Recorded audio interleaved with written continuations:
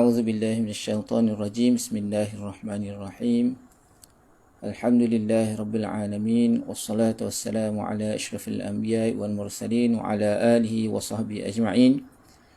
Rabbi shrah li sadri wa yassir li amri wahlul 'uqdatam min lisani yafqahu qawli.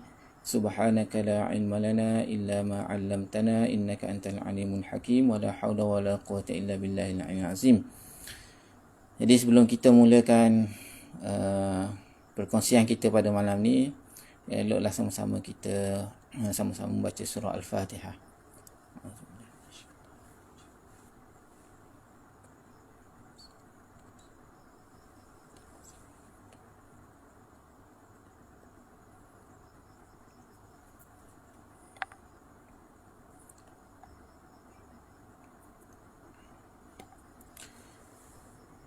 Sebelum tu nak tanya yang dengar tu, suara clear ke tak clear? Mana yang ada lah, seorang ke dua orang ke. Nak tengok clear ke tak clear. Cuba try komen. Takut kena dekatkan lagi mic yang kat bawah ni.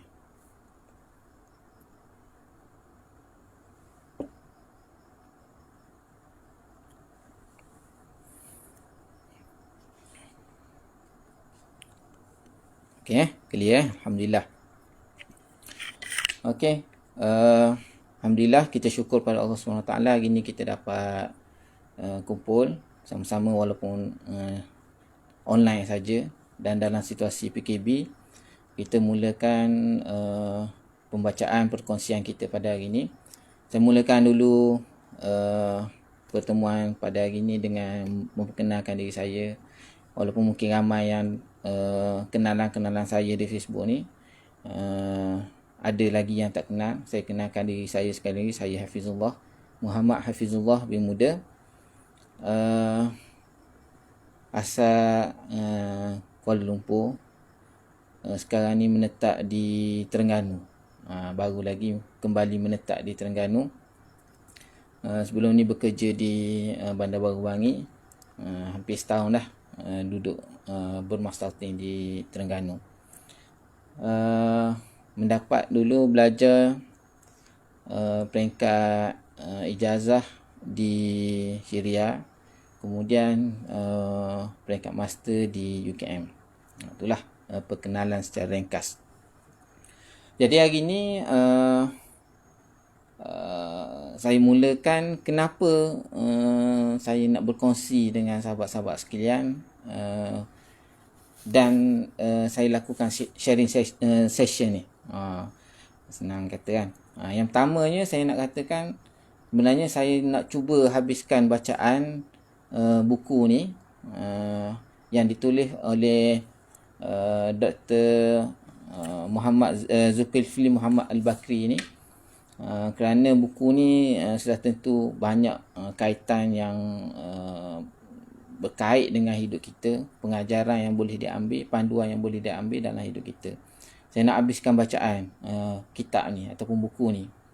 Yang keduanya, saya rasa saya nak jalankan tanggungjawab saya, menyampaikan ilmu dan memberi peringatan.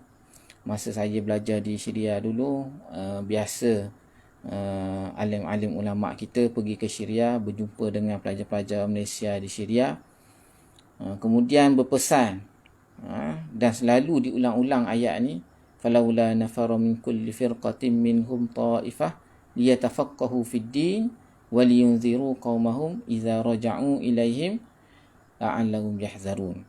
Jadi ada, walaupun tika dalam keadaan wajibnya berperang, mesti ada satu golongan yang dihantar untuk tetap menuntut ilmu, supaya apabila mereka habis menuntut ilmu, mereka kembali kepada kampung halaman mereka, tempat mereka.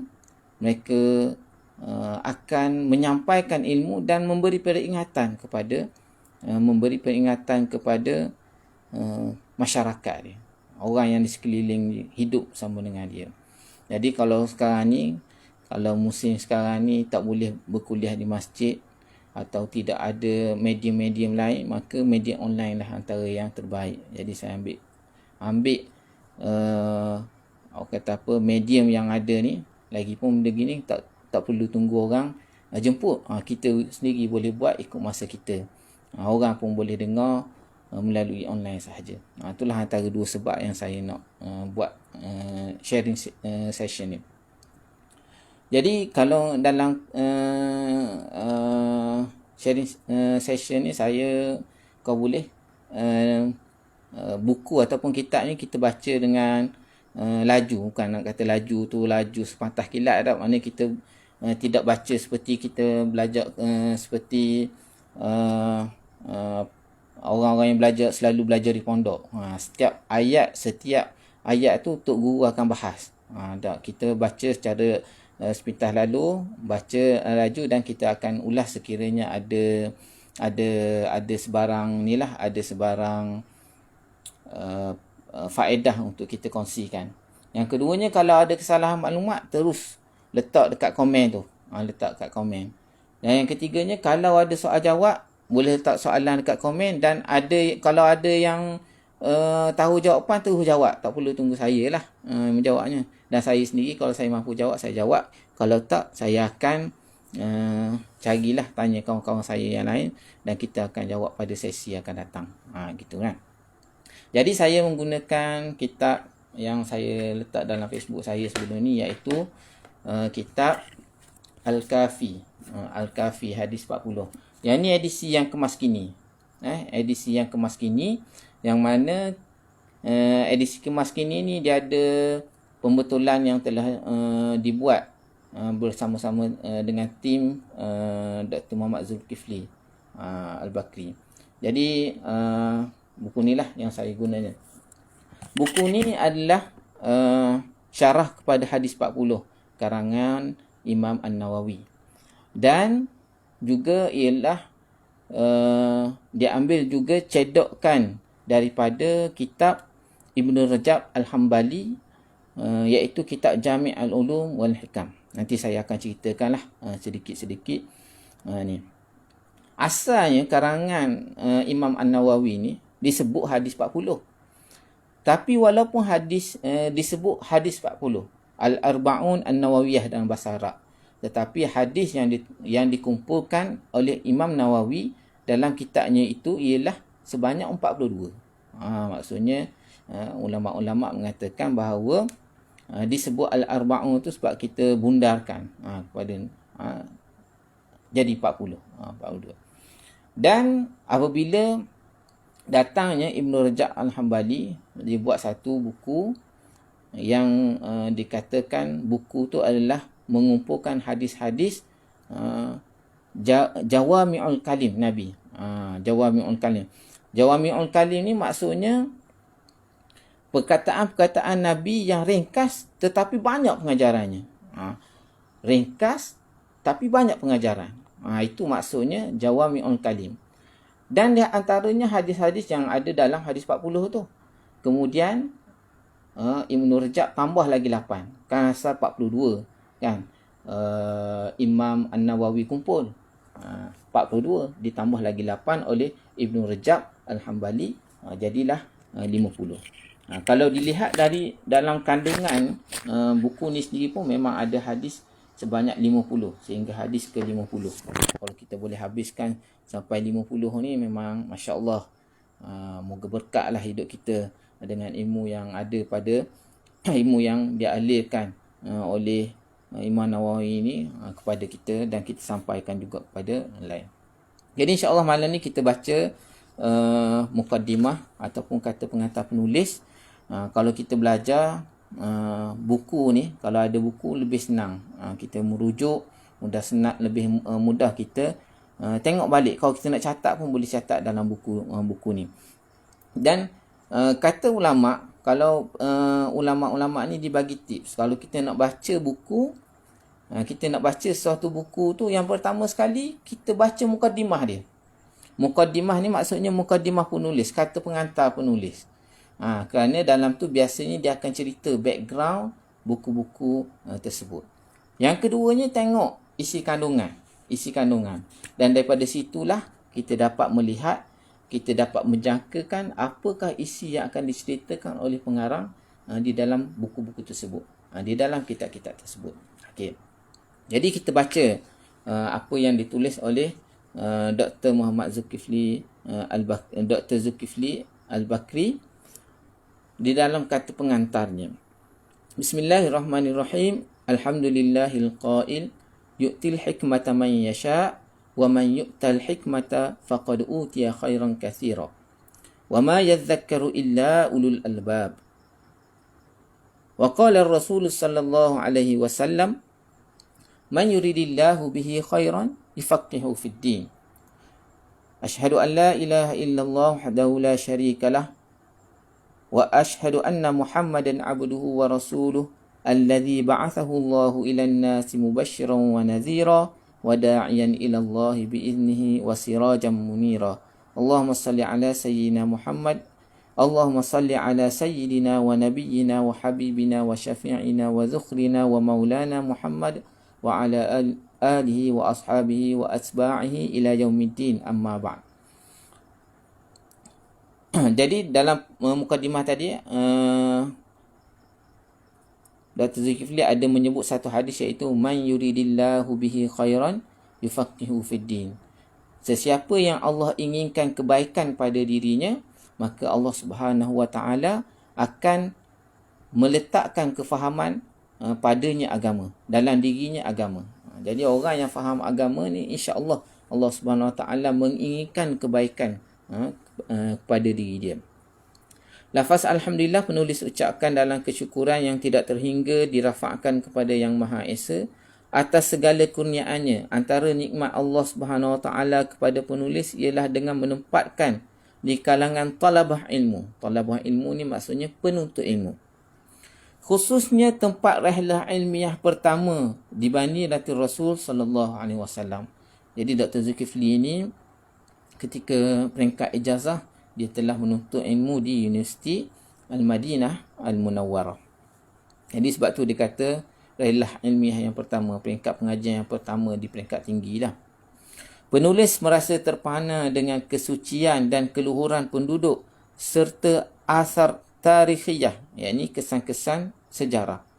Lebih-lebih lagi ketika kali pertama menapak di hadapan makam Rasulullah sallallahu alaihi wasallam dan munajat dalam raudhahnya.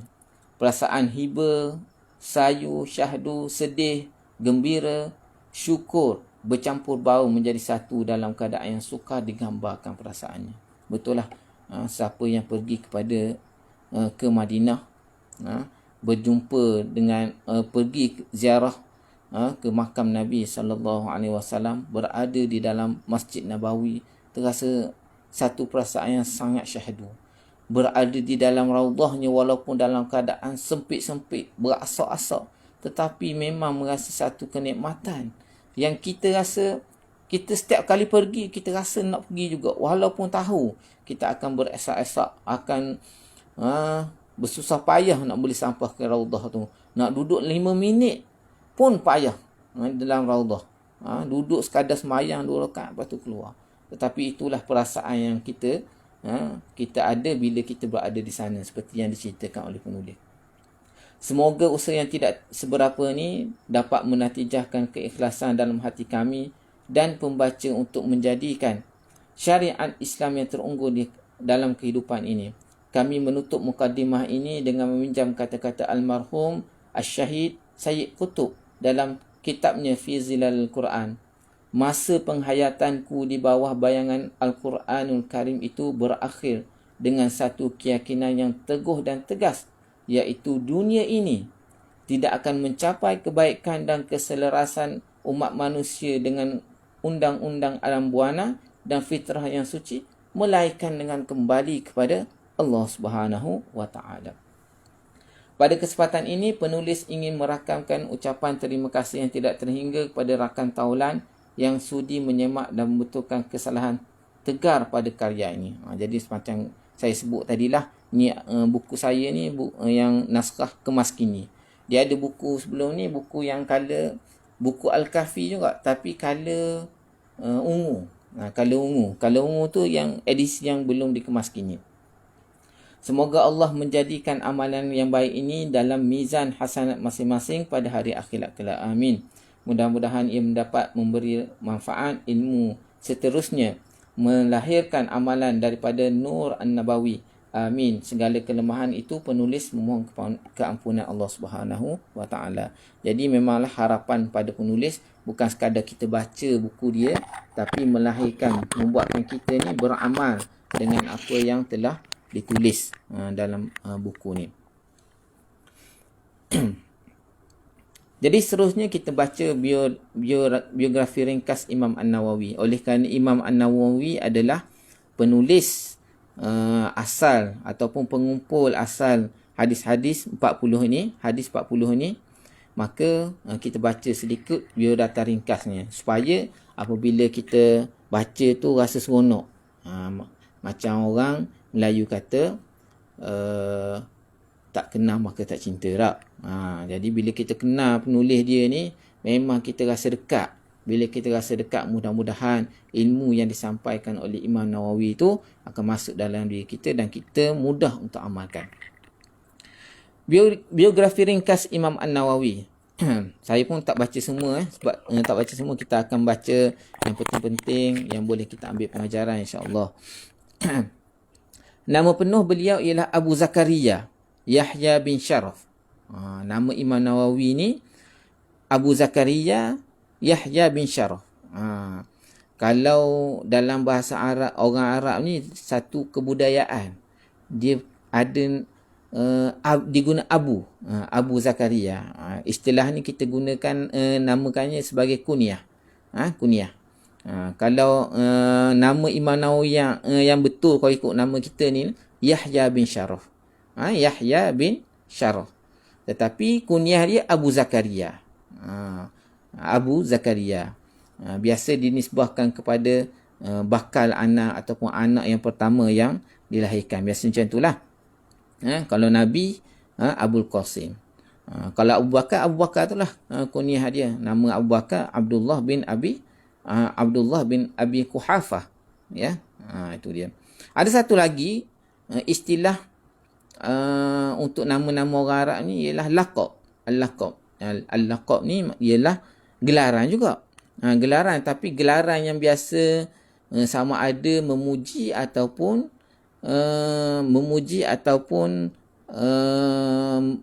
menghina seseorang. Contohnya dalam sebelum kedatangan Islam, biasa juga laqab ni diberikan kepada seorang untuk menghina dia.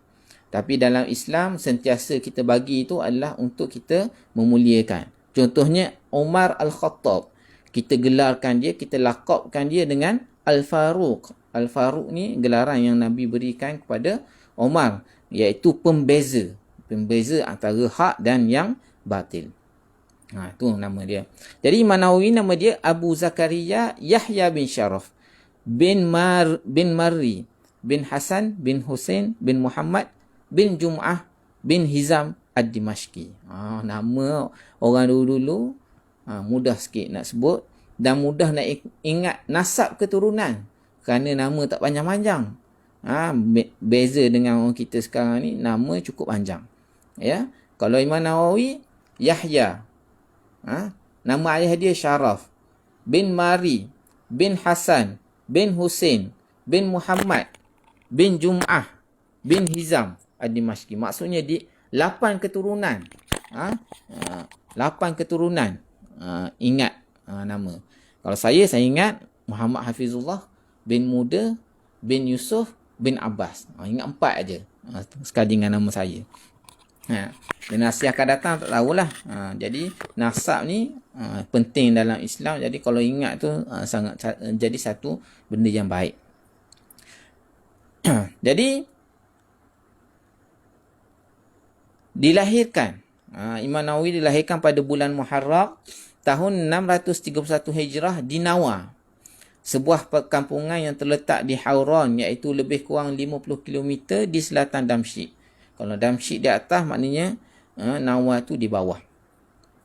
Damsyik ini di Syria lah. Di Syria. Sejak kecil lagi, beliau rajin menuntut ilmu, menghafaz Quran dan lain-lain.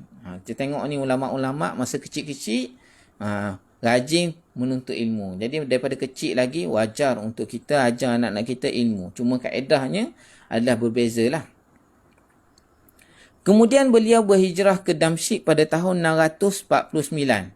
649 ketika berusia 19 tahun untuk mendalami ilmu-ilmu agama. Jauh 50 kilometer. Kalau zaman dahulu bukanlah satu yang dekat. Memang jauh. Berbanding dengan kita, kalau 50 kilometer ni sejam setengah boleh sampai dah. Tetapi pada waktu dulu adalah satu perkara yang berbeza. Ini kerana Damsyik pada ketika itu adalah bandar ilmu dan bandar ulama. Bandar ilmu dan bandar ulama. Bandar ilmu ni memanglah kota Damsyik adalah satu kota yang sangat meriah dengan majlis ilmu. Sangat meriah untuk majlis ilmu. Halaqah-halaqah ilmu sangat mudah untuk kita jumpai. Bukan sekadar kuliah-kuliah umum gitu. Pengajian-pengajian berkitab pun sangat mudah untuk kita dapati di sana. Ini kerana Damsyik pada ketika itu adalah bandar ilmu dan bandar ulama. Beliau membaca dan mempelajari sebanyak 12 mata pelajaran daripada tuan-tuan gurunya dalam tempoh sehari dan semalam. Ini gaya Imam Nawawi ni. Banding dengan kita, kalau universiti pun satu subjek, dua subjek pun dah letih dah. Tapi Imam Nawawi ni seorang yang kuat, tabah dalam menuntut ilmu. Bahkan dikatakan bahawa beliau pernah tidak tidur nyenyak selama 2 tahun kerana kesungguhan yang amat tinggi dalam menuntut ilmu. Akhirnya beliau dibenarkan untuk mengajar di Darul Hadis Al-Ashrafiyah selepas kewafatan Imam Abu Syamah pada tahun 665 Hijrah. Darul Hadis ni, Darul Hadis Ashrafiyah ni masih ada sampai sekarang. Masih ada sampai sekarang, berada di dalam kota. Kalau siapa yang pergi ke Syria tu berada di Suq Hamidiyah. Berada di kawasan Suq Hamidiyah berdekatan dengan Jami' ataupun Masjid Al-Umawi Al-Kabir. Masjid Umawi. Kalau kita biasa kat sana, kat Syria, kita panggil masjid ni Jami'. Kalau panggil Jami' Umawi tu maksudnya Masjid Umawi.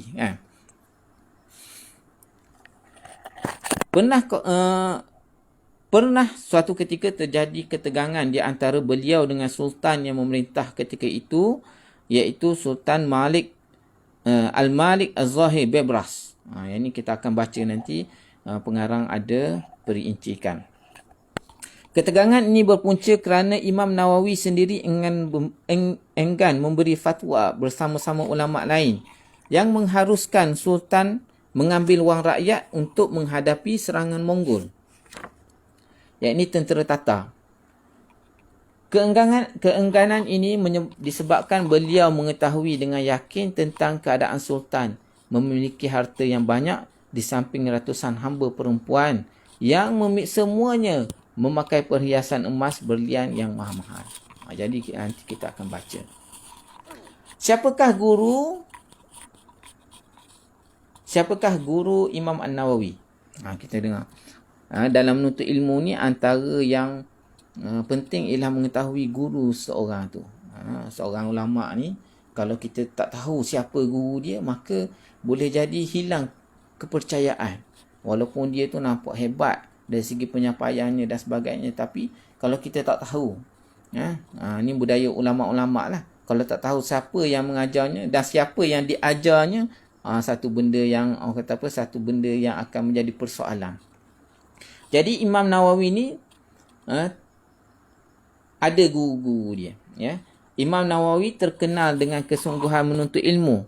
Beliau sanggup melakukan rihlah ilmiah. Ini perjalanan ilmu, maksudnya daripada menuntut ilmu, pergi jauh merantau menuntut ilmu semata-mata ingin berguru serta bertalaki dengan masyayikh. Bertalaki ni maksudnya belajar depan dengan masyayikh. Masyayikh ni syekh-syekh lah, guru-guru yang terkenal dengan keilmuan dan kesiqahannya. Siqah ni maksudnya yang sangat dipercayai. Antara guru-guru yang masyhur ialah Ishaq bin Ahmad Al-Maghribi, Abdul Rahman bin Nuh Al-Maqdisi, Umar bin As'ad Al-Irbili, Khalid bin Yusuf An-Nablusi, Adliya bin Tamam Al-Hanafi, Ahmad bin Salim Al-Misri, Muhammad bin Abdullah bin Malik Al-Jayani, pengarang kitab Alfiyah. Dalam siapa yang mengambil jurusan bahasa Arab dan akan mendalami bahasa Arab, ada satu matan atau syair yang berkaitan dengan ilmu bahasa Arab, iaitu Alfiyah Ibnu Malik. Alfiyah Ibnu Malik. Ibnu Malik itu adalah guru kepada Imam Nawawi. Umar bin Bandar Al-Taflisi, antara lain Ibrahim bin Ali Al-Wasiti, Ahmad bin Daud Al-Daim, Abdul Daim, Ismail bin Abi Yus At-Tanuhi, Abdul Rahman bin Salim Al-Ambari, Abdul Rahman bin Muhammad Al-Qudamah Al-Maqdisi, Abdul Aziz bin Muhammad Al-Ansari. Tu dia. Guru-guru Imam An-Nawawi. Seterusnya tajuk kecintaan dan kesungguhan Imam An-Nawawi dalam menuntut ilmu. Kita nak tengok kesungguhan macam mana. Kena tak dengan kita? Kita boleh tanding ke tak Imam Nawawi dalam menuntut ilmu ni? Imam Nawawi memulakan pendidikan awalnya ketika beliau berhijrah ke Damsyik. Jadi sebelum dia berhijrah ke Damsyik tu sudah pastilah dia ada peringkat pembelajaran yang awal-awal. Itu yang biasalah. Cumanya permulaan yang kita nampak perbezaannya apabila dia sampai ke Damsyik, Syria. Syria. Kalau orang dulu tak panggil Syria. Zaman dulu orang panggil Syam. Syam. Ya. Kalau nak ikut peta, dari segi peta, Syam ni meliputi Syria, Palestin, Lubnan, Jordan dan sebagainya. Tapi kalau ditanya orang-orang sekitar kawasan tu, bila disebut Syam, mereka akan merujuk Syam tu adalah kepada Damsyik, Syria. Apabila tiba di Damsyik, perkara yang pertama dicari ialah Jami'. Jami' ni masjid yang kita sebut tadi, iaitu Jami' Al-Umawi. Jami' Umawi. Di sana beliau telah berjumpa dengan khatib dan imam di Jami' tersebut, iaitu Syekh Jamaluddin Al-Kafi Ad-Dimashqi. Tengok. Ini antara tips bila kita berpindah ke satu tempat atau pergi ke satu tempat. Tempat yang pertama sekali kita pergi, ialah kita pergi ke masjidnya. Kita bertemu orang-orang yang menjadi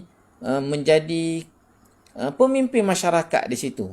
Termasuklah macam saya sendiri pun, kalau kita, baru pindah kat Terengganu ni, kawasan yang baru, walaupun saya dibesarkan di Terengganu lama, tapi bila kita bekerja di satu tempat yang lain, satu tempat yang baru, tempat yang pertama sekali kita pergi untuk kita biasakan diri kita dengan masyarakat ialah di masjid. Di masjid. Imam Nawawi pun buat benda yang sama. Setelah Imam Nawawi menceritakan tujuan asalnya ke sana kepada Syekh Jamaluddin, maka Syekh Jamaluddin membawanya ke halaqah Mufti Syam. Pada waktu ke halaqah Mufti Syam pada waktu itu, iaitu Syekh Tajuddin Abdul Rahman bin Ibrahim, yang terkenal dengan panggilan Syekh Farqah. Syekh Farqah. Jadi apabila sampai ke Damsyik, antara perkara awal yang dibuat, Imam Nawawi berjumpa dengan khatib imam Jami' Umawi pada waktu tu, dan imam ni telah membawa ke halaqah ilmu. Halaqah ilmu maksudnya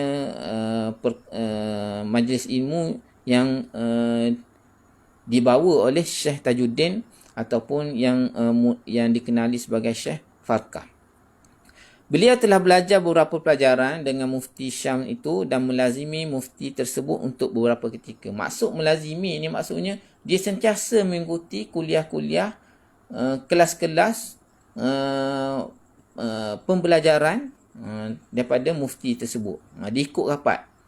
Syekh Tajuddin merupakan guru pertama bagi Imam An-Nawawi.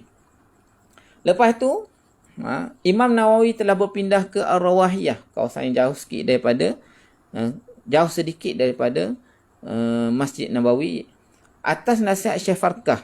Kerana Syekh Farqah ni tidak mempunyai kemudahan tempat tinggal dan tidak mempunyai sekolah melainkan Asy-Syarimiyah.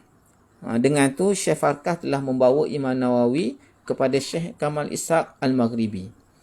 Jadi memanglah jenis orang di Syam ni, dia jenis orang yang sangat memuliakan tamu dan menghargai orang yang menuntut ilmu ni. Pengalaman tanyalah siapa-siapa pun yang pernah belajar di Syria, Masya Allah. Kita ni bagaikan, orang kata apa? Bagaikan raja lah.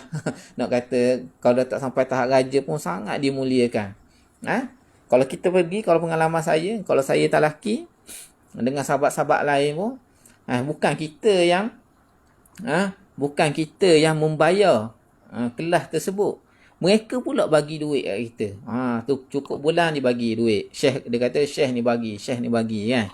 Jadi dari segi sedekah tu dia tengok orang yang menuntut ilmu ni, jadi dia bagi sedekah. Bagi mereka, orang yang datang ke tempat mereka tu untuk menuntut ilmu, satu kemuliaan bagi dia. Jadi dia pula bagi duit. Tu maksudnya.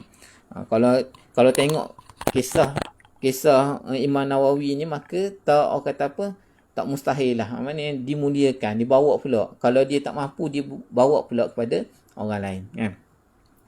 Imam An-Nawawi telah memanfaatkan kesempatan yang diberikan dengan belajar dan menekuni setiap pelajaran secara bersungguh-sungguh. Sehingga ilmu telah menutupi segala keinginan nafsu beliau seperti lapar. Dia ni sangat suka belajar. Sangat suka belajar. Imam Nawawi ni memanglah kita katakan sangat suka kepada ilmu. Sampaikan tak ingat lapar, tak ingat dahaga. Dia sangat suka. Dan Imam Nawawi sendiri pernah berkata, selama 2 tahun aku tidak pernah meletakkan badanku ke lantai. Maksudnya dia tak pernah berbaring. Tidur malam pun tidur biasa je. Tidur biasa je maksudnya. Dia nak katakan kat situ. Dan memang kalau kita tengok nanti, waktu kewafatan tu, kita boleh tengok keberkatan Imam An-Nawawi ni kan. Dikatakan Imam Nawawi ini tidak suka membuang masanya melainkan pada perkara-perkara berkaitan dengan ilmu. Kecuali berkaitan dengan ilmu, tak apa, dia habiskan masa kat situ. Beliau berusaha bersungguh-sungguh siang dan malam bagi mempelajari ilmu, mengulang dan menekuni setiap apa yang dipelajarinya. Ini merupakan antara sifat dan kesungguhan Imam Nawawi dalam menuntut ilmu. Kita tengok contoh kesungguhan dia. Selain itu, Imam Nawawi telah menghafal kitab At-Tanbih karya Syekh Abu Ishaq Ash-Shirazi selama 4 bulan setengah sahaja. Maksudnya buku ulama lain tu sebelum dia belajar dihafal dulu. Dihafal dulu macam Imam Asy-Syafi'i. Imam Syafi'i dia nak belajar dengan Imam Malik, dia dah hafal apa yang Imam Malik dah tulis dalam kitab Al-Muwatta tu. Kemudian baru dia pergi belajar. Ya. Kemudian beliau telah menghafal sebahagian perkara-perkara berkaitan dengan ibadat di dalam kitab Al-Muhazzab. Kitab Al-Muhazzab ni pun karangan Syekh Abu Ishaq Ash-Shirazi ni jugalah. Sehingga kan murid beliau, Syekh Ash-Shirazi ni telah menguji hafalan Imam Nawawi terhadap kitab-kitab yang telah dihafalnya dan terbukti bahawa Imam Nawawi telah menghafalnya serta memahami setiap apa yang terkandung di dalam kitab tersebut. Maksudnya bukan sebarangan. Ya. Imam Nawawi ni sebelum menuntut ilmu dengan Syekh tu, dia telah membuat persiapan. Jauhlah dengan kita ni. Kalau nak pergi kuliah universiti tu, dalam kuliah tu lah baru nak buka muka surat berapa kalau ada buku teks lah. Masa tu lah baru nak tahu apa tajuk. Jadi kita tak buat preparation awal walaupun daripada minggu pertama lagi. Walaupun daripada minggu pertama lagi kita dah beri outline course dah beri minggu ni, minggu pertama belajar apa, minggu kedua belajar apa, seterusnya akan belajar apa. Tapi tak ada persediaan. Lainlah kita dengan Imam Nawawi dulu kan. Imam Nawawi telah membaca dan mempelajari sebanyak 12 mata pelajaran setiap hari dengan guru-guru beliau. Yang ni kita sebut tadilah. Penguasaan ilmu Imam An-Nawawi.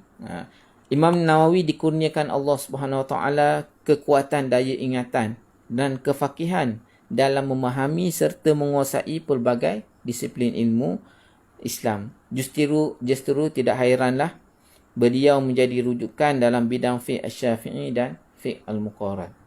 Begitu juga penguasaannya dalam matan hadis, nama-nama perawi dengan arti kata lain, beliau dapat menghimpunkan antara hadis riwayah dan hadis dirayah. Jadi bukan sekadar dia mengingat nama-nama perawi, nama-nama yang ada dalam sanad dan sebagainya, malah dia memahami hadis, perbahasan dalam hadis daripada bahasanya, apa yang dikehendaki daripada hadis tersebut dapat dikuasai oleh Imam Nawawi.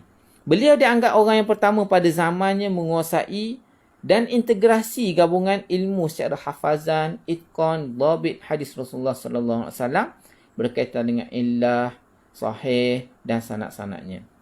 Oleh kerana itu, Imam Nawawi ni dianggap faqih al-muhaddisin, orang yang faqih di kalangan muhaddis, dan juga muhaddisul fuqaha, orang yang menghafal hadis dari kalangan al-fuqaha. Beliau menjadi rujukan utama yang ditunjuk untuk mengeluarkan fatwa pada zamannya tanpa khilaf dan tak dapat disangkakan lagi. Tengok tu, maksudnya memang power betul lah Imam Nawawi ni. Walaupun kita tengok rasa macam biasa-biasa je dengar, tapi di sebalik keberkatan ilmu yang disampaikan begitulah.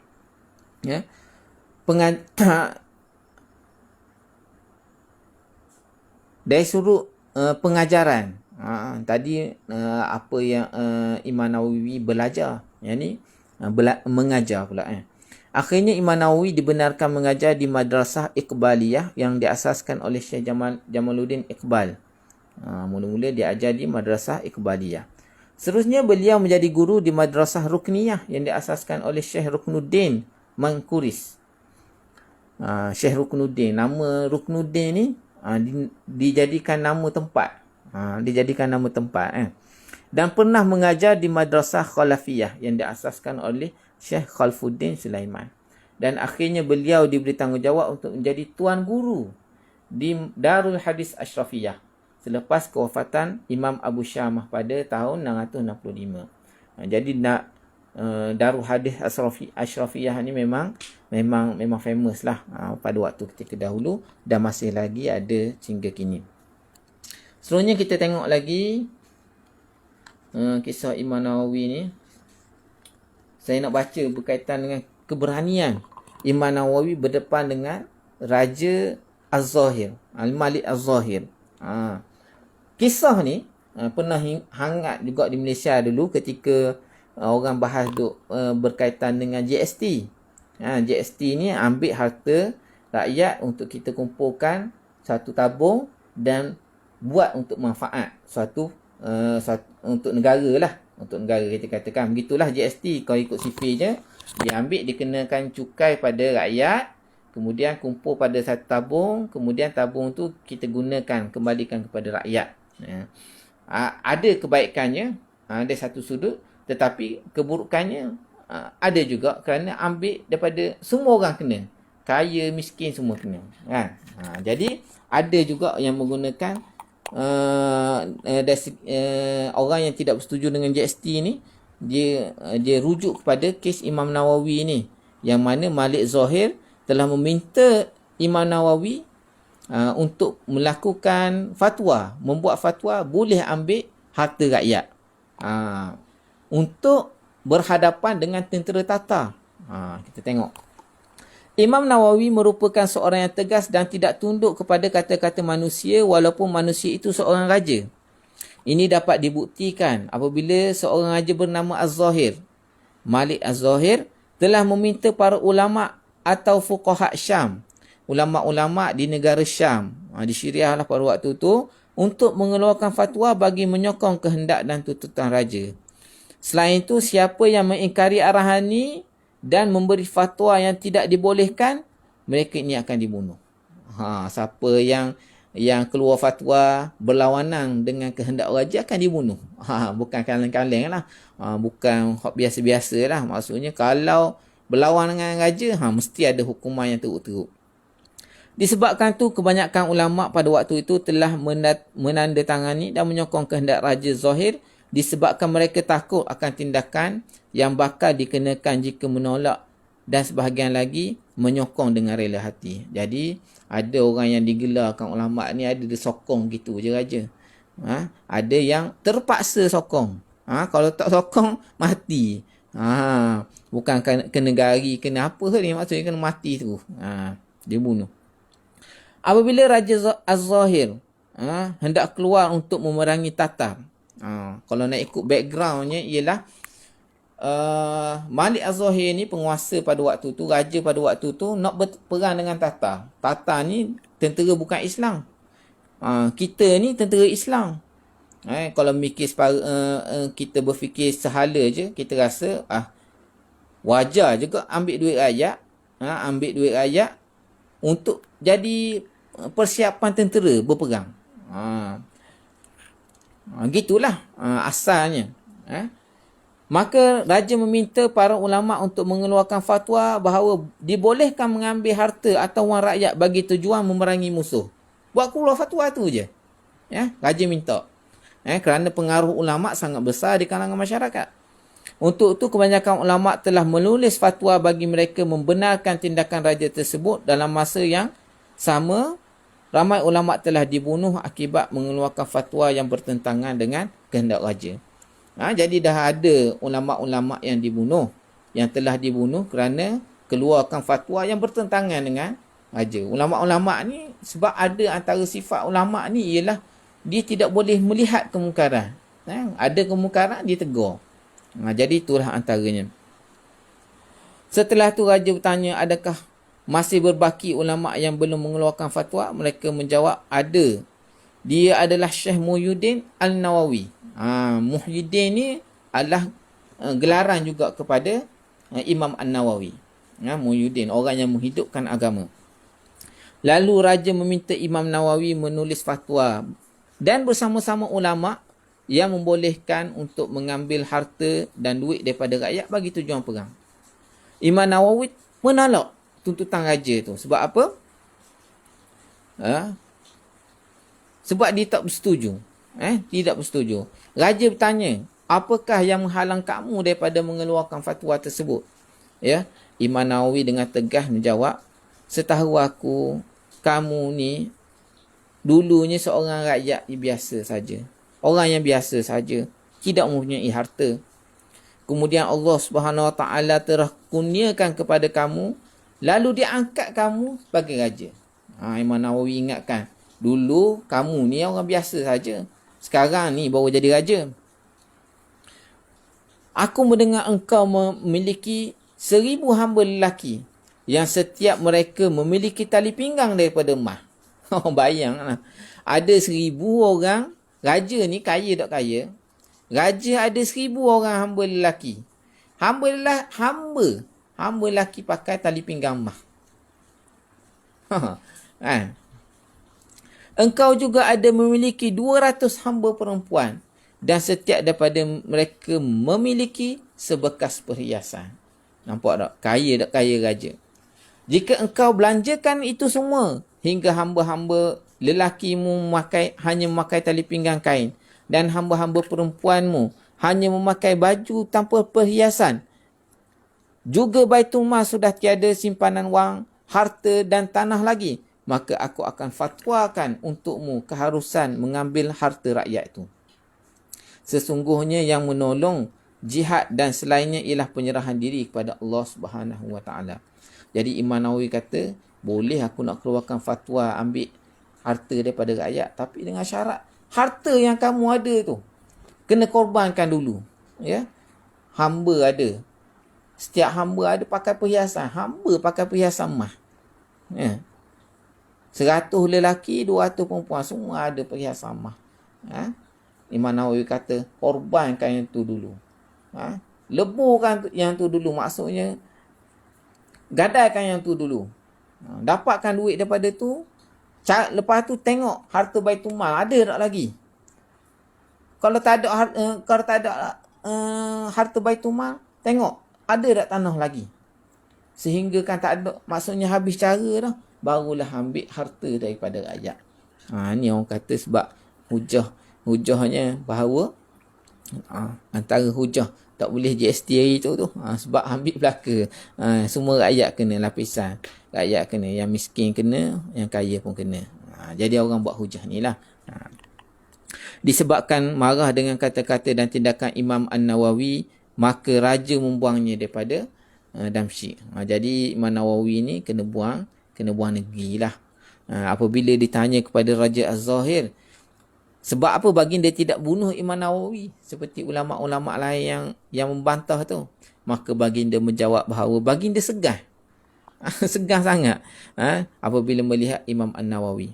Setelah tu Imam Nawawi telah berpindah ke An-Nawah, tempat asal dia.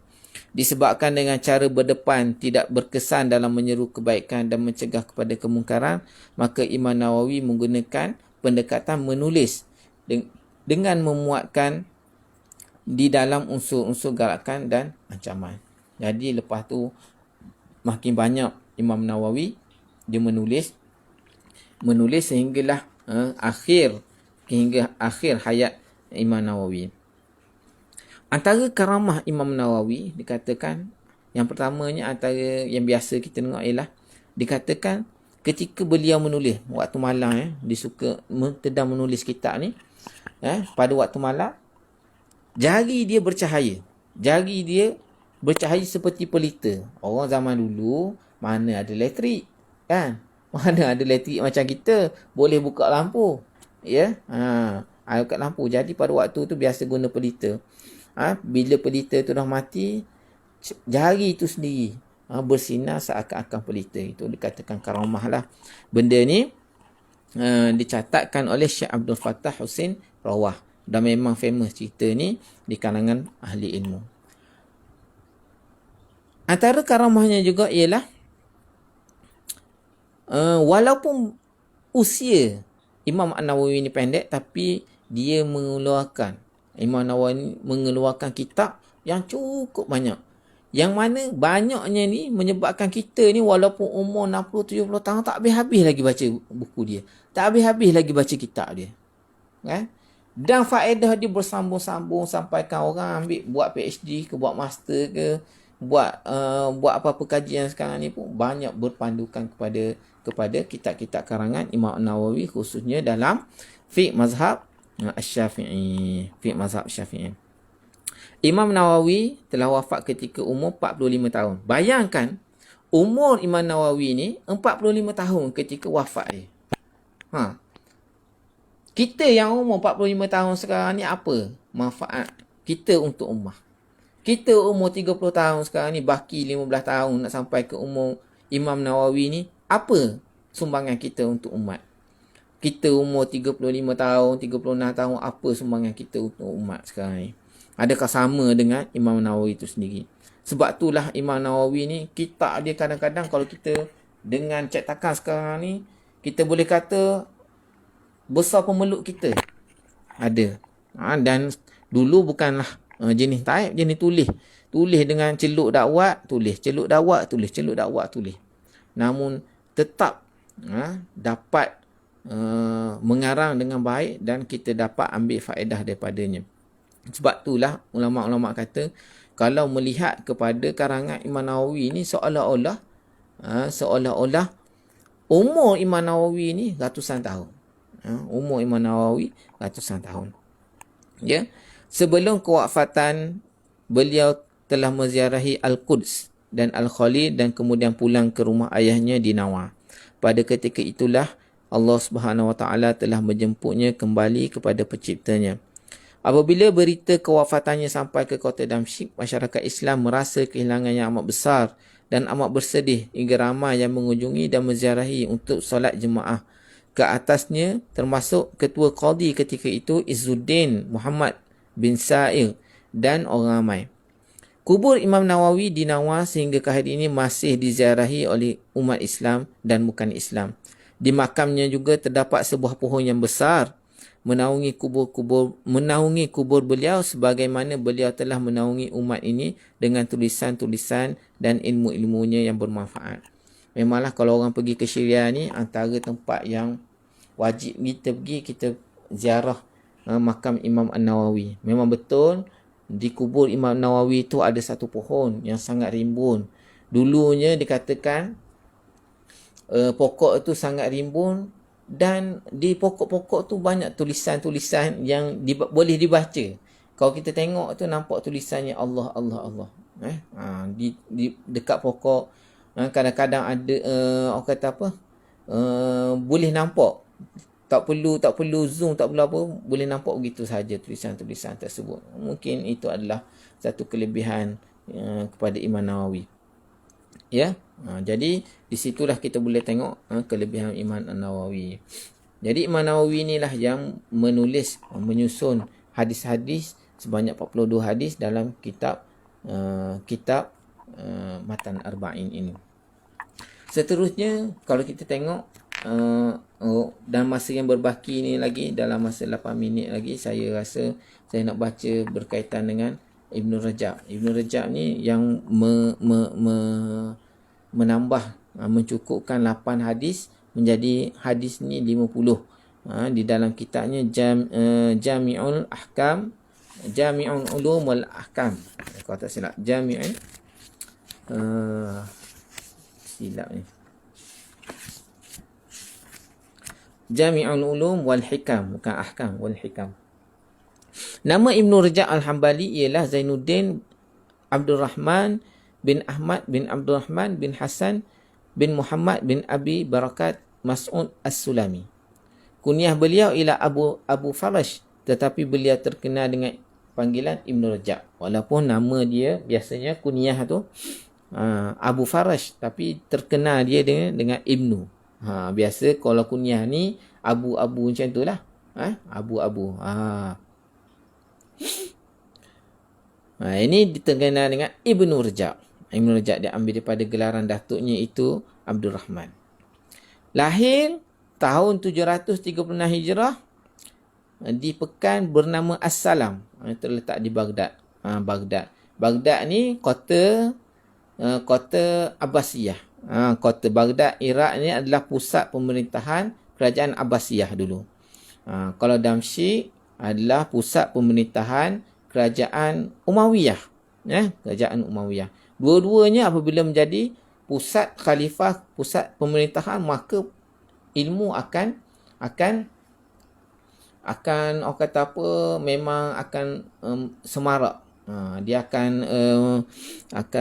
kata apa, sangat pesat lah perkembangan ilmu sana.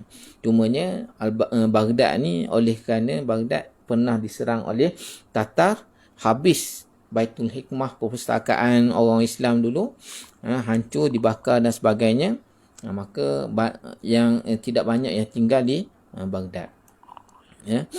Imam Ibn Rajab membesar di dalam keluarga yang mengambil berat berkaitan ilmu. Hal ini kerana datuknya Abdul Rahman bin Hasan merupakan seorang yang alim, mengambil berat dalam bidang hadis sehingga masyarakat pada waktu itu mengambil hadis daripada beliau. Ibn Rajab kerap beberapa kali menghadiri majlis bacaan tersebut semenjak umur 3 hingga 5 tahun. Ayahnya juga seorang ulama dalam bidang hadis.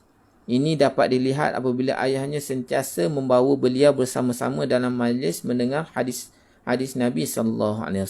Tengok ulama-ulama dulu, kalau ada majlis ilmu, dibawa juga anak-anak supaya biasa dengan majlis ilmu. Kalau kita seorang kaki masjid pun gitu juga. Cuba bawa anak-anak kita turut berjinak-jinak dengan masjid. Jangan menyebabkan dia kecil, kita tak bawa dia, jadi takut dia jauh. Sebab pergi pasar raya, pergi mall lagi kerap daripada pergi masjid. Jadi dia biasa dengan mall lagi. Pergi makan restoran lagi kerap daripada pergi masjid. Jadi benda yang biasa, lebih biasa dengan diri kita, benda itulah yang akan dekat dengan diri kita kan. Selain itu, beliau dan ayahnya juga telah merantau ke beberapa tempat semata-mata untuk mendengar dan mencari hadis Nabi sallallahu alaihi wasallam, sehingga mendapat ijazah hadis daripada beberapa orang ulama yang hadis yang besar pada waktu itu. Memang kita katakan pada zaman dulu, kalau nak dapatkan hadis, mereka akan merantau. Untuk sepotong hadis pun mereka sanggup merantau untuk mendapatkan hadis daripada Nabi yang disandarkan kepada Nabi sallallahu alaihi wasallam. Ibn Rajab pernah berpindah ke Damsyik pada tahun 744 Hijrah dan menuntut pelbagai bidang ilmu hingga ke daerah Hijaz. Jadi Ibn Rajab ni walaupun dia asal daripada Iraq, dia pernah menuntut ilmu di Damsyik. Dan lama juga dia pernah bermastautin di Damsyik, di Syam, dan ada juga dia pergi ke Mekah, Madinah dan sekitarnya. Tujuan utama perpindahan beliau ke kota Damsyik adalah untuk mendapatkan sanad hadis yang lebih tinggi daripada muhaddis pada waktu itu. di samping ingin meriwayatkan hadis secara langsung daripada ulama-ulama besar. Kota Damsyik pada waktu itu merupakan salah satu kota pengajian ilmu agama yang sangat penting dan terulung dalam dunia Islam. Sebenarnya sampai sekarang pun sebenarnya majlis-majlis ilmu sangat subur di negara di negara Syria, di kota Damsyik tu khususnya, walaupun dalam keadaan yang agak huru-hara sekarang ni, tetapi majlis-majlis ilmu tetap berjalan. Bapanya memainkan peranan penting dalam membentuk kepribadian unggul anaknya agar menjadi ilmuwan yang hebat. Beliau diajar oleh bapanya untuk mendengar hadis daripada ulama-ulama yang siqah, ulama-ulama yang dipercayai periwayatannya dan terkenal dengan ilmu periwayatan hadis. Dan Ibn Rajab ni sendiri ialah seorang yang sangat petah dalam bercakap. Jadi bila dia mengadakan majlis ilmu, maka ramai orang yang pergi untuk mendengarnya. Itulah biasanya orang berceramah ni, orang pandai menyusun kata-kata, jadi kelebihan kepada dia. Macam saya ni tak berapa sangat tak. Tak berapa sangat. Jadi tak pandai seperti orang yang biasa. Kalau orang biasa memang bisa lah. Kita akan asyik dengan mendengar dia, dan boleh jadi apa yang dia ingatkan tu sampai ke dalam hati kita kan. Sampai ke dalam hati kita.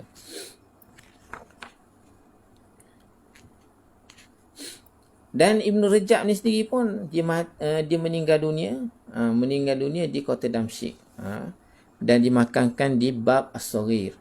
Kalau orang belajar di Syria, biasalah dengan Bab As-Saghir ni ada satu tempat perkuburan dinamakan Bab Saghir. Bab Saghir. Banyaklah kubur-kubur ulama-ulama masyarakat di sana ditanam di Bab Saghir.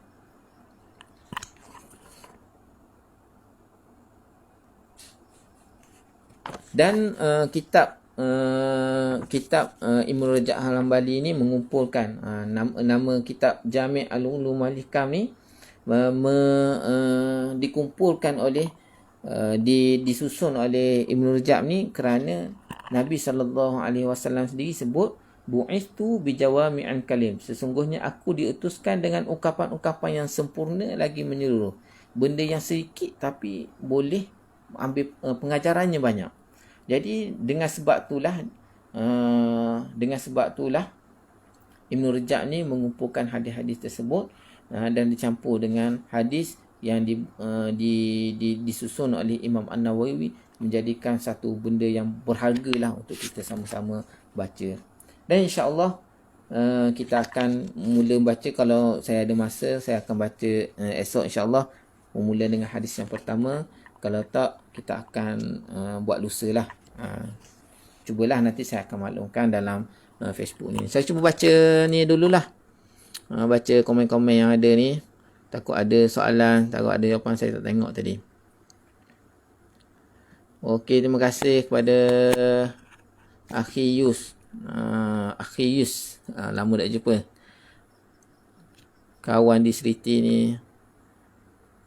Faridah, Kemat, Mak Teh, Bangi, Bi Izzati, belajar Syariah juga ni.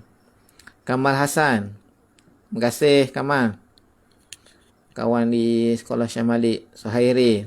Ingat zaman Zusrah dulu-dulu.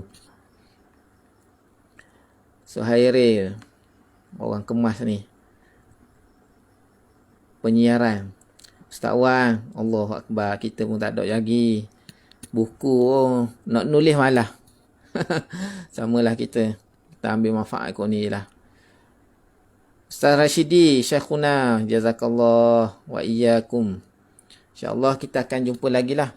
Kalau tak ada persoalan ni, kan ada soalan? Ada orang. Kalau ada persoalan, kita buka lagi dalam masa 2-3 minit lagi.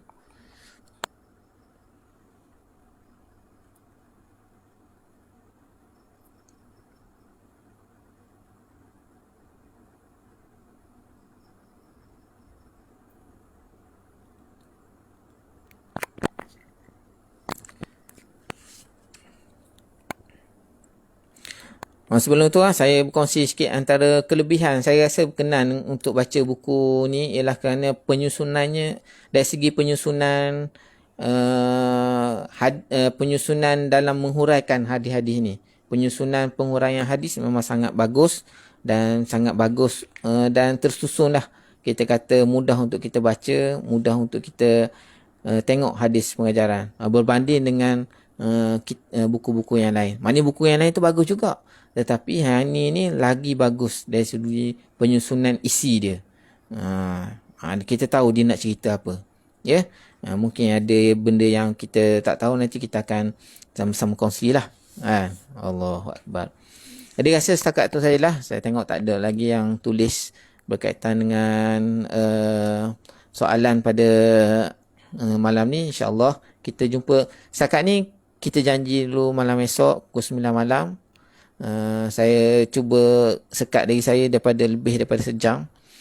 Ni pun dah cukup 1 jam. Jadi kita tangguhlah ke malam esok insya-Allah. Sekiranya ada halangan saya akan bagi tahu semula.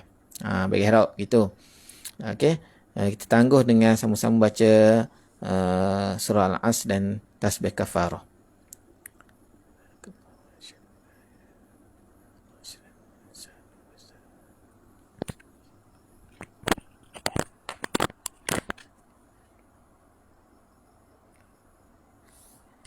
Assalamualaikum warahmatullahi wabarakatuh. Terima kasih semua.